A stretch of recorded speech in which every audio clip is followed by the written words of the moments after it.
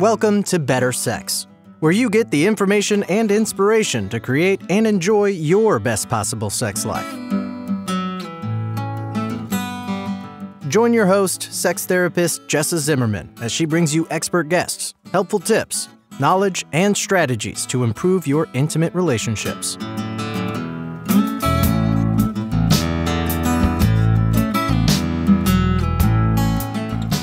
And now, your host, Jessa Zimmerman.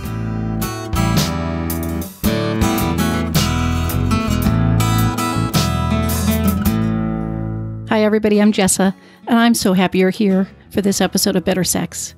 I've dedicated my professional life to helping couples enjoy a fulfilling, intimate life. I believe that sex is important. Our connections to other people matter, and we're not living our life to the fullest if we aren't connecting emotionally and sexually with our partner. That's why I'm here, bringing ideas and information to help you live and love better.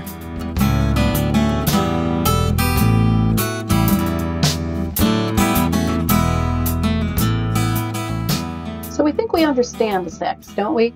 I mean, we hear the common beliefs and sayings and frames of mind and the way people think about it and talk about it. And we don't question that, usually. We take that as the way things are, right? We build our expectations based on what people say. We have these ideas of how it's supposed to work. Well, today's guest is going to put a bunch of stuff upside down on its head. He actually called himself the contrarian about sex, why everything you think you know about sex is wrong. And we have a really interesting discussion about a lot of his ideas and statements that really make you wonder and question what you think you knew. So it's a really interesting episode. I'm delighted that he's here with me today. Dr. Snyder, he's an associate clinical professor of psychiatry, but he's also a full-time AASECT certified sex therapist in New York City. He is chairman of the Consumer Book Award Committee for the Society of Sex Therapy and Research, which is nicknamed STAR, and one of America's trusted authorities on sex and relationships. He's got a new book coming out in February that you'll get to hear about, and he's a regular contributor to HuffPost and Psychology Today and a bunch of media outlets. I'm delighted that he's here to shake up how we think about sex.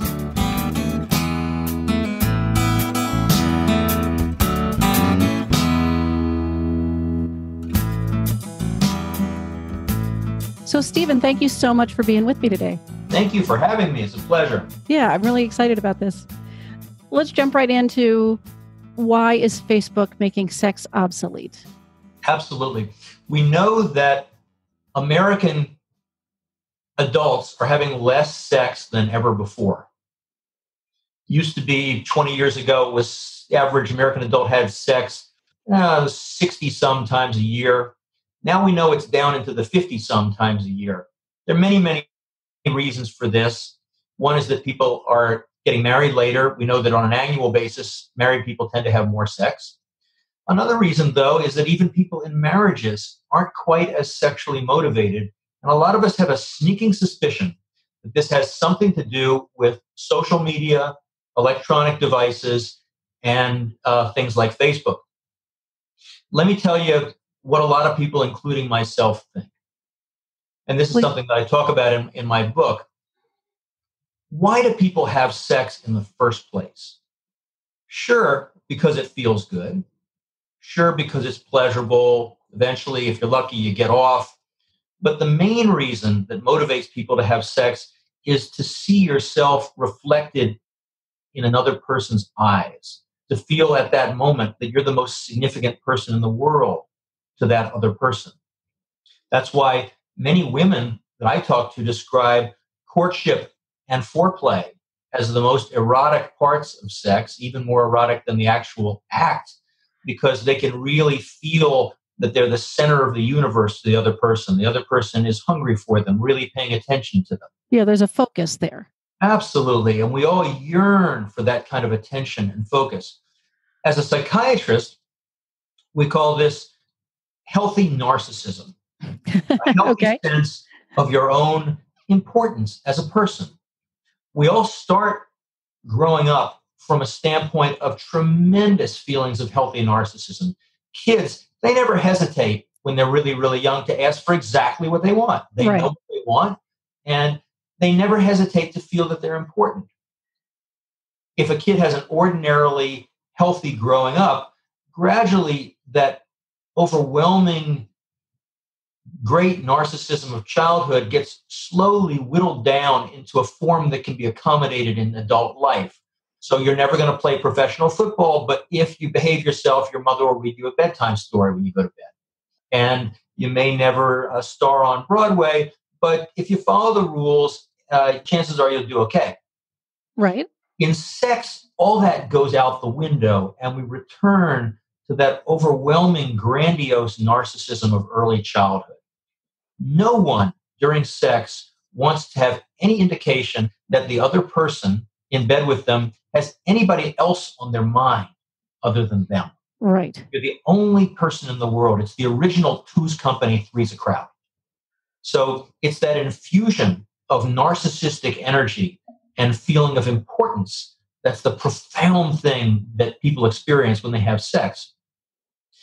Now, it used to be that if you really, really wanted to let your relationship get messed up, a great way to do that was to be famous. Because when you're famous, you can get all that narcissistic supplies from the public. Right. Get all that adoration and the feeling like you're the big person that matters from the public. And you see what that traditionally does to Hollywood marriages. They don't need it from each other. And as a consequence, it's much easier for them to lose track of each other. They don't have the same needs. Okay. These days, one might say that anybody who has access to electronic media and electronic devices and social media can develop the same problems in a relationship that only famous people used to be able to get themselves into, which is you get such narcissistic supplies from the outside world. Okay, so you're basically saying all that validation, basically, that we get through all those like buttons and reshares and all that stuff is replacing what we would get in sex, the main payoff from sex. It used to be 100, 200 years ago, even more recently than that the only way you could really get that profound feeling of validation was through sex. These days, you can get it from lots of other places. And there are even cultures like Japan where a lot of young people seem to have given up on sex completely. Yeah, They're getting all their validation online. Some of it even has to do with the devices themselves. The devices themselves are built so that they give you everything and ask nothing. Yeah. And that's the original infantile narcissistic state. I want everything and I don't have to give anything back. The device is happy to see you. It turns on, shows you pretty pictures whenever you touch it. It's instantly responsive to what you want. And it's always happy to see you. Yeah. Is there any, I mean, this isn't part of what we talked about already, but anything about the attention span also of social media and our current technological life? I think healthy sexuality fits okay within a short attention span. Frankly, I think the sexual self has always had a short attention span. Okay. Yeah, that's why a lot of cultures discourage teenagers from getting too involved with sexuality because they know it really, really distracts them from their studies. Right. I always tell patients that back before there was porn, lovemaking that lasted 5 minutes was considered very, very nice. These days, porn stars go at it for an hour. And everybody else feels bad if they're not going at it for an hour. But the reality is that sex that goes on for more than about 10 minutes of, say, intercourse can get kind of boring. Yes, so our frame of reference has changed. Well, I think porn has really messed things up because, porn is basically about camera angles. Right. So you have positions that make it for good camera angles. Those aren't really positions that make for good connectedness between people. Right. And also, you're going to make a whole drama that's going to take up an hour or half an hour of screen time. And that's not usually the way lovemaking goes. Yeah. Yeah. I always say that lovemaking, like a top 40 record, doesn't go on for that long. Unless it's a very special occasion. I mean, Stairway to Heaven by Led Zeppelin, that was long for a top 40 record. I think sex that goes on for 8 minutes, that's a little long too. I hear you. We're on the same page. Yeah. No, it's a really interesting idea that your perspective that the primary payoff of sex is this narcissistic gratification. Oh my God, just imagine, God forbid, you're in bed with your partner and they say somebody else's name Yeah, right. because you're in that state of, one of the things that I talk about in my book is that the original model, the original source for sexual feelings is mother-infant interaction, Mhm. where there's really only room for two people. Yes. And that's one of the trouble that the polyamorous get into. You get into this whole thing of, okay, now you got two mommies. It's really hard for most people. Some people can pull it off, but a lot of people can't. Right. Right. All right. So another statement that you make that I'm curious about is that sex isn't really about pleasure. And maybe you're already sort of hinting at that in this first part of the conversation. But Exactly. If you read a lot of the sex books, they go pleasure, have lots of pleasure, give your partner lots of pleasure. Here's new ways to stroke and new places to touch. And how about your G spot? And how about your prostate? And how about nipple stimulation? And unfortunately, it gets very, very technical. And I think it misses the point for the most part. So I always tell couples that if you have a really, really good erotic foundation together and you really want to explore, have fun, and enhance, then go for it. Go for the G spot and the prostate and everything.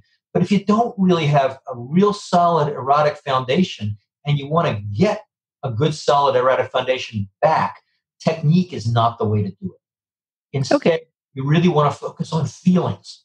And maybe we could talk a little bit about what sexual feelings are. Yeah, absolutely. I talk about this in chapter 1 of my book because I think it's just so primary. So if somebody reads the book and they only get to chapter 1, I wanted to make sure they get the main takeaway. The main takeaway is that sexual arousal is primarily psychological, not Yes. physical. Right. Most people assess, as you know, because you also do this for a living, most people assess arousal. Am I hard? Am I wet? In fact, you don't have to be that aroused to be hard or wet. Right. A lot of people are hard and wet and have very boring sex. Instead, I usually tell people to look for the psychological signs. Number one psychological sign is that you lose IQ points. Good sex makes you dumb, and great sex can make you downright stupid Yeah. and useless. And you're not really good for anything. Again, that's why we don't want teenagers to get involved with sexuality too much. Kids getting aroused, they're making out, or as they say now, hooking up, and they're Yeah. at it's 3 a.m, and the parents are frantic. Finally, the kid wanders home in a daze. They say, "Where were you? What happened?" The kid doesn't know. They were aroused. They have no idea. And that's good. So the first thing is that you lose your mental faculties. The second aspect that I talk about is that you regress. You become a little more selfish, a little more childlike, a little less mature. You may be very involved with your partner, but you don't really want to hear all about how their day went. Mm. You just want them to make lots of nice noises and tell you you're wonderful. Just like a very, very infantile state. And then the third, which I really think a lot about these days, is validation. There's a sense of, yeah, that's me. That's where I really, really live. Oh, yeah, that's it. No, okay, I've been there. I'm like the salmon that swam back upstream to that pond where he was spawned. And he goes, yeah, this is the place. That's the trouble you see with these gay reparative therapies that they used to do. I've talked to lots of gay people who can have heterosexual sex. Everything works. Right. Hard or wet, they can have orgasms, but they don't have that feeling of, oh, yeah, that's that pond where I belong. Well, and we're back. I guess you're at the idea of, what's our biggest sex organ, right? It's our brain. It's our mind. I would say mind. Yeah. I have a little bit of a pet peeve when people say brain. Yeah. Mind. But absolutely mind. And what I talk about in the book is it's a matter of feelings. And when we're talking about losing your mental faculties, becoming regressed, a little more selfish, a little more primitive, and that deep, deep sense of validation, we're talking about the feeling of arousal. It's extraordinarily helpful, and I'm sure you find it in your work, extraordinarily helpful for people to really be checking in with themselves. How aroused am I really feeling? Right. And what would I want? What would I need in order to lose a little more IQ points? Yeah, I guess it's what I describe. The way I word it is sort of the difference between your physical arousal and your subjective arousal. Absolutely. Right? What's going on in your mind? How much desire is there? I also encourage people, why do people go to have sex as soon as they're hard or wet? Right? There's a lot of room to get way more aroused and way more involved emotionally. I'm really glad you mentioned that. We're definitely on the same wavelength. I always tell people, don't just go have penis in vagina once you're hard or wet. It's a good way to have bad sex. Yeah. Yeah. Because you're not yet fully aroused. Right.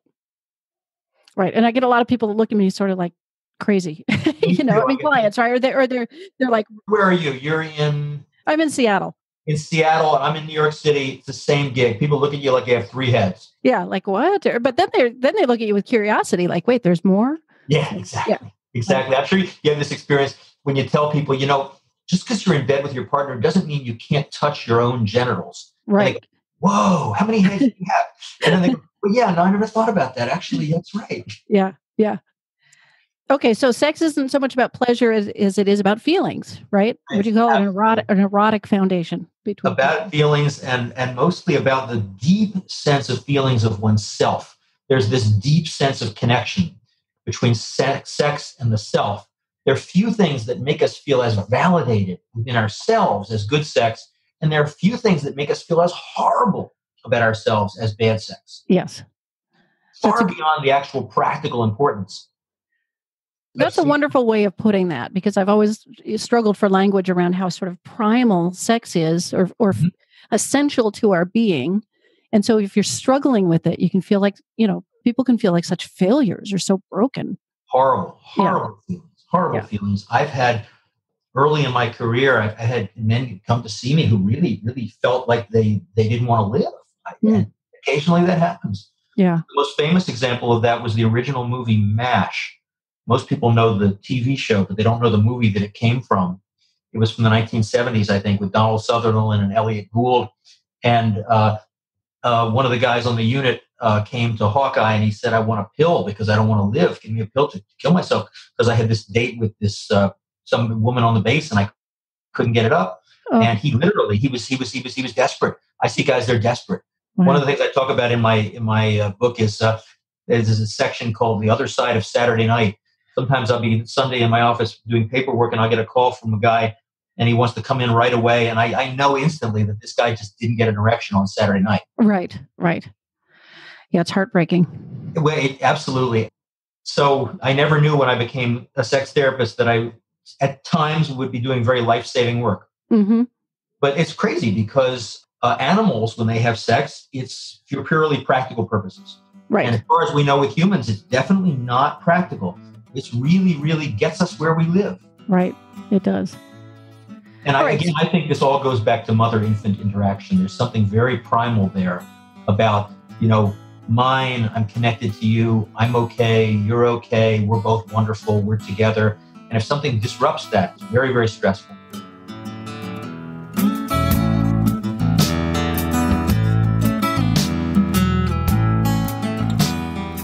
Hi, it's Jessa here, taking just a quick break. Thanks for listening so far. I wanted to let you know about the sex quiz that I've put together called How Healthy Is Your Sex Life?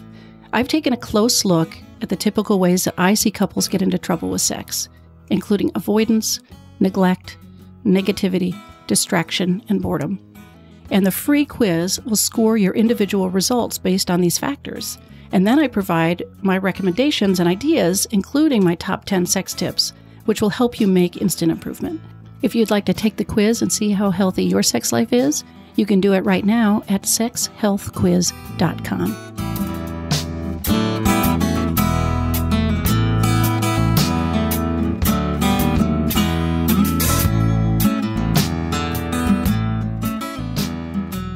So let's move on to your next sort of shocking statement. Okay. How does good communication ruin great sex? Because, gosh, we all hear, right? We got to communicate about it. It's so important. Exactly. And in my office, maybe your experience is different. In my office, it leads to a lot of very, very boring sex. It's a little bit like what I said about technique. That tell your partner what you like. Okay, I like a lot of stroking there and then a little nibbling here and so forth. And yeah, that's wonderful. It's good to be able to do that. But unfortunately, especially for a lot of men, they feel like they're doing a job and they want to do the job right. Here's the classic situation I see in my office. Guy comes in to see me. He says, I don't know what to do with my wife. She's so finicky. I do this, and she says, no, that's not it. I say, do this, and she goes, no, no, no. And she gets so frustrated, and she throws me off her. And in the old days, I used to say, send your wife in. And I'd talk to the wife, and I'd say, he says you're very finicky. And she'd say, I'm not finicky at all. It's just that he's just fumbling around. I wish he'd just show me some passion. Yeah. The problem with good communication is it can interfere with passion. Yes. People are so concerned with doing it well and giving their partner such a wonderful experience, which is what they tell you to do in all the books, right, that they forget that there's a certain selfishness to real passionate sex. I always say there's never been a romance novel written where the hero rips off the heroine's clothes and then says, now tell me, how do you like to be touched? You're right. What do you want me to do?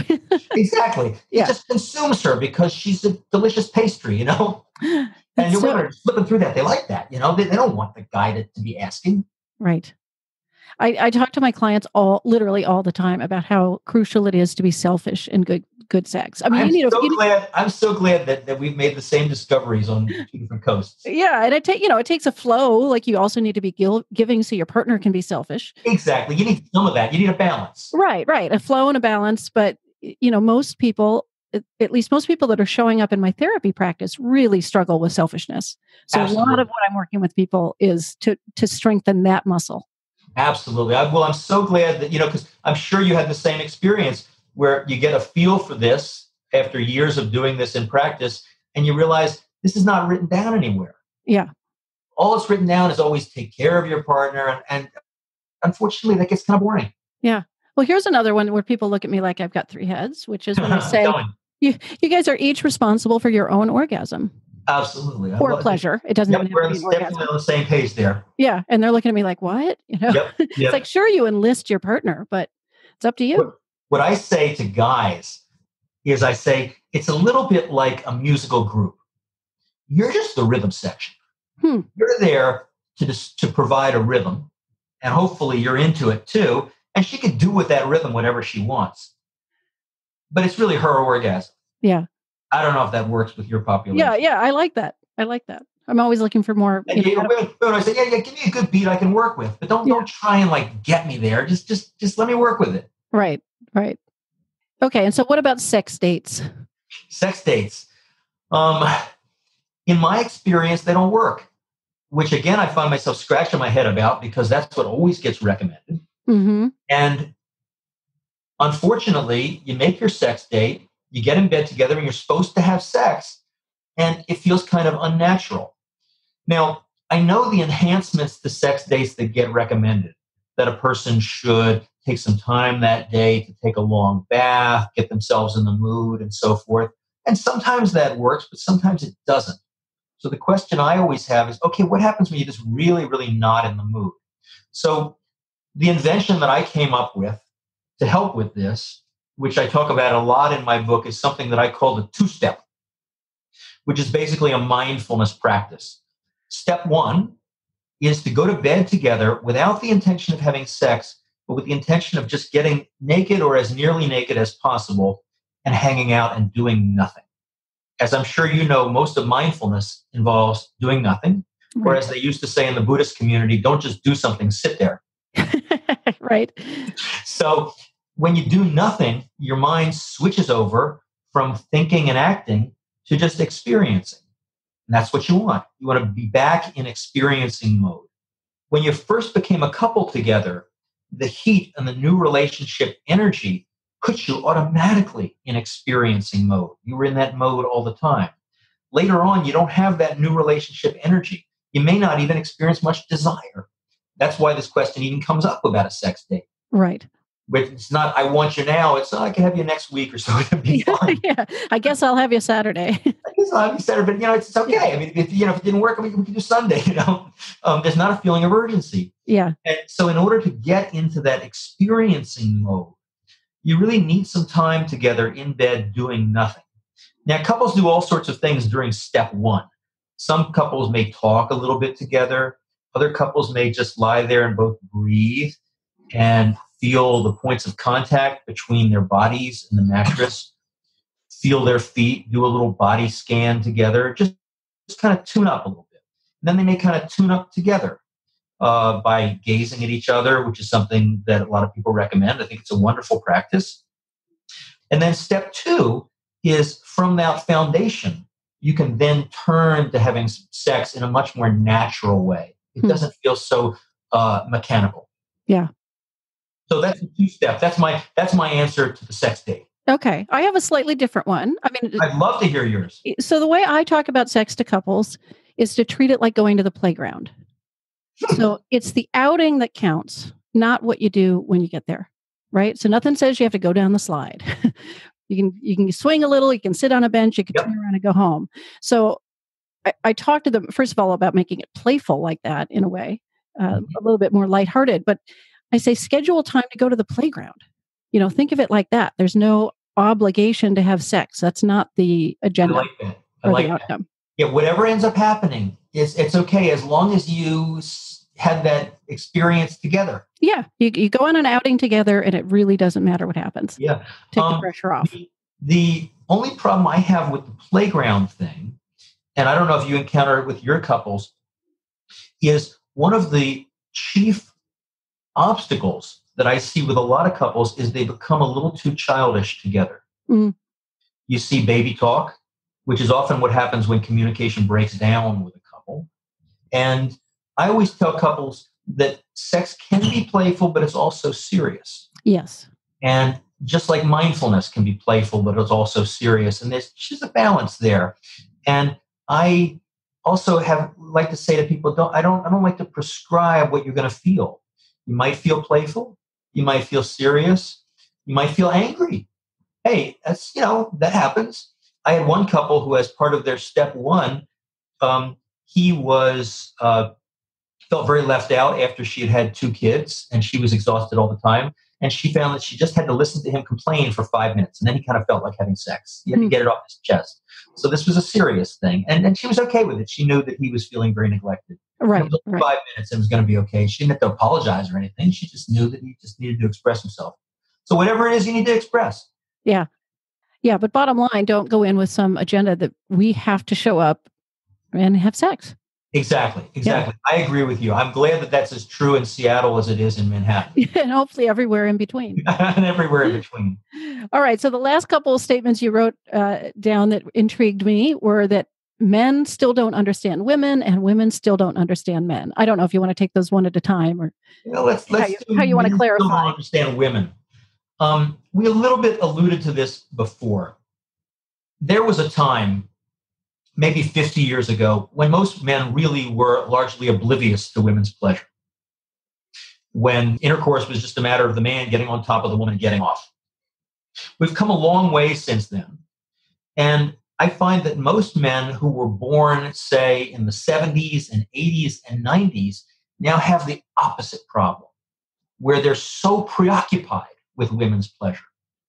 They're so preoccupied with figuring out, okay, how do you want to be touched? And is she going to have a good experience? That they've lost, it's a little strong to say they've lost their manhood, but they've lost something primal. Yeah.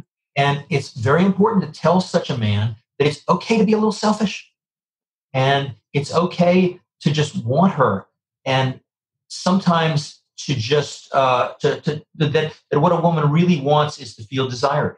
Some men really don't know that. But most women will tell me that's more important than orgasm. Orgasm I can have on my own anytime with my rabbit or whatever. Right. But to feel desired, that's really what I dream of. That's what most romance novels are about.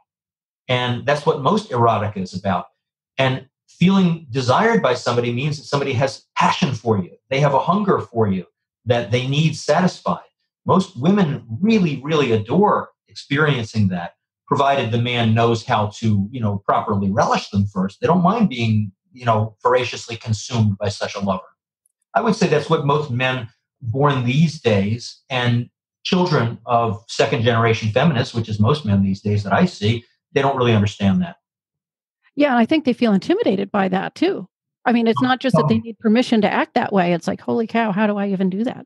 How do I even do that? I think there are some contradictions. And I think as a society, we've just begun to grapple with this. Some contradictions between our need for, say, communication, commonality, connection, and our need for something a little more primitive and ruthless. And those things have to be in balance. Yes. And I think that I see many people whose typical age, I'll see a guy is like 22, 23, 24, he's out of college and he's had some problems. And he describes that in college, some hooking up, but no real dating, no real courtship, no real passion. And people just didn't quite know there was no clear sense of how to dance between a man and a woman.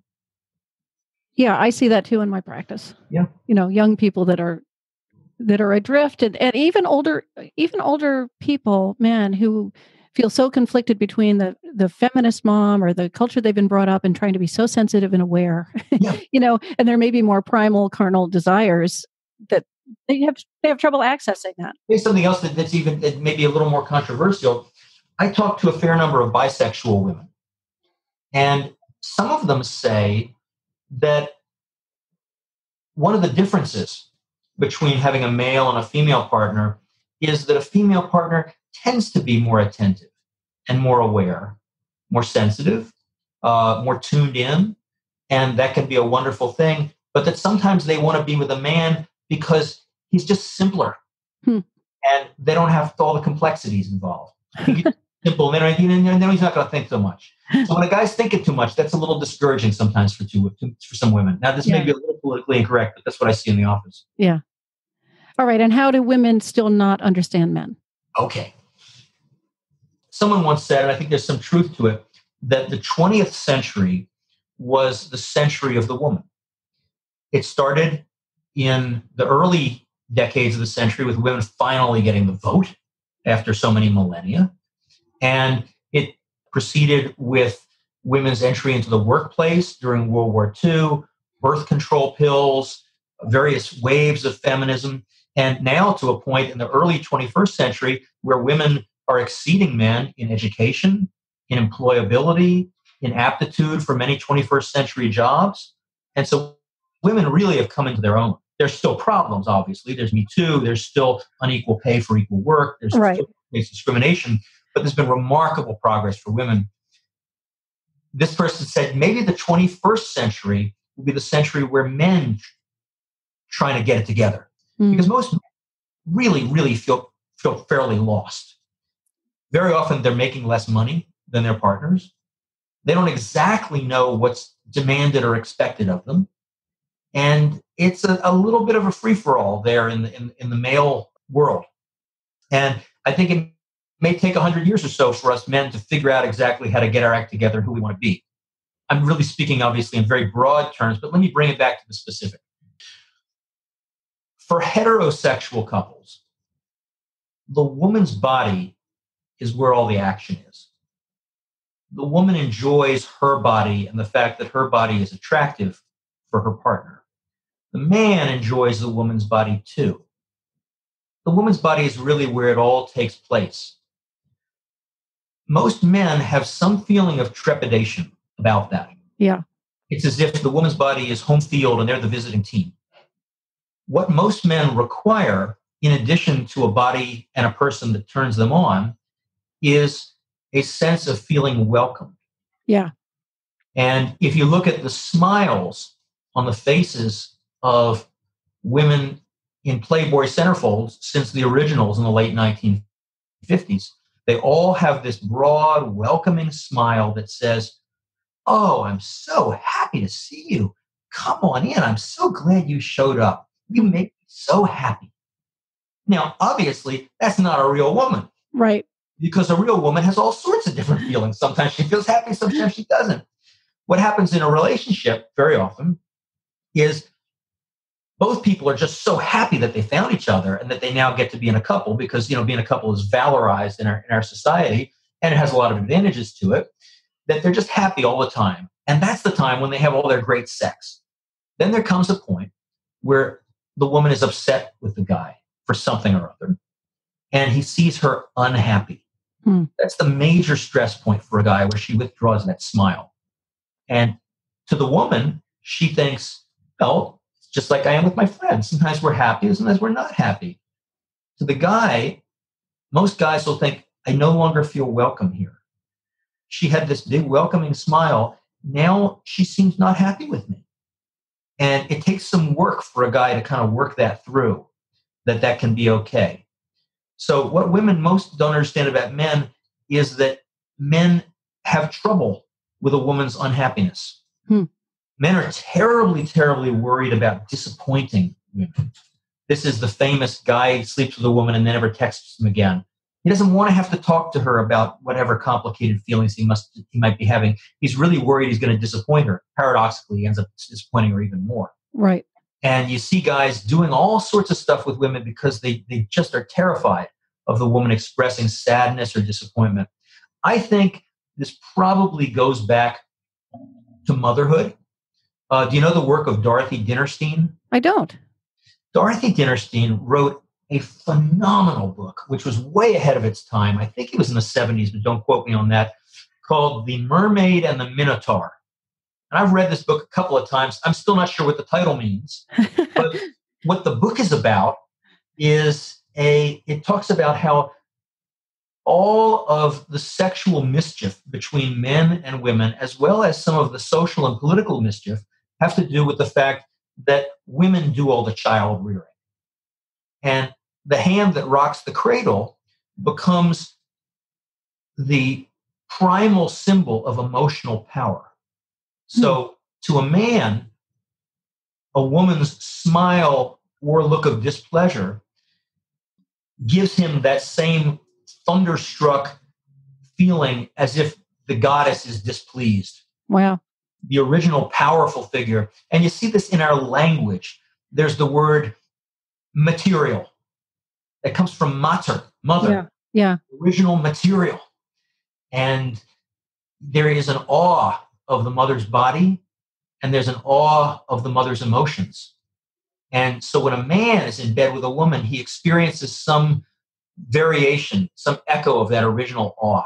So I would say that's the thing that most women don't understand about men, is the power of the woman's emotions to determine a man's state of mind. The reason they don't understand that is most men run.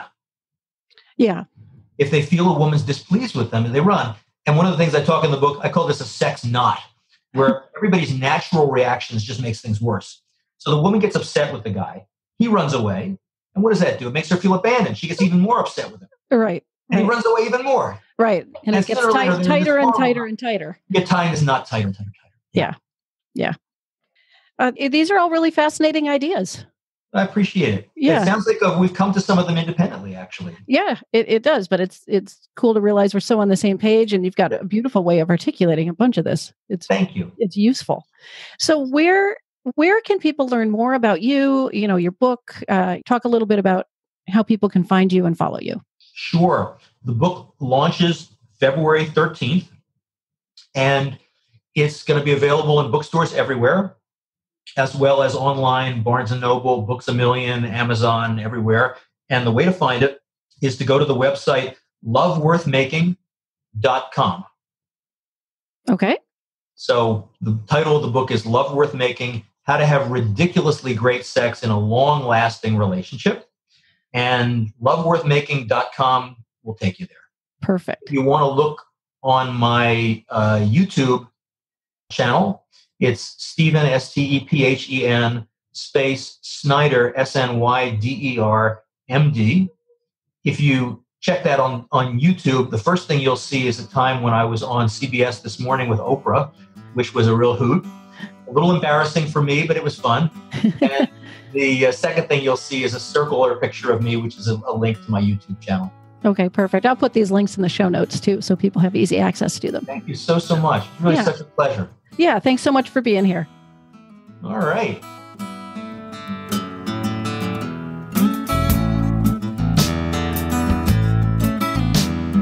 You've been listening to Better Sex. Please visit our website, bettersexpodcast.com, for show notes and additional episodes.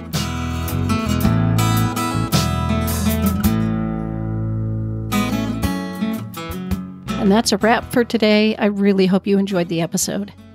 If you are enjoying the podcast, if some of this material resonates with you and you would like to make a difference and make sure that this keeps coming out in the world once a week, ongoing, There are a couple things you could do to show your appreciation. The first would be to go to iTunes and rate and review the show. That really helps us be found by new listeners when you review the show on iTunes. You can find a link at bettersexpodcast.com/iTunes. The other thing I want to invite you to consider is becoming a Patreon. For a small monthly pledge, you get some benefits. So for $2 a month, you get advance access to every single episode. For $5 a month, you get a chapter of my upcoming new book. And for $10 a month, I host quarterly get-to-know-you and question-and-answer chats over the web, and you get invited to that. I would love to have your membership in that, become part of the Better Sex family. You can find a link at bettersexpodcast.com/Patreon, which is Patreon. Again, thanks for listening. I'm glad you're here. Feel free to comment, ask questions, get in touch. I'd love to hear from listeners. Thanks.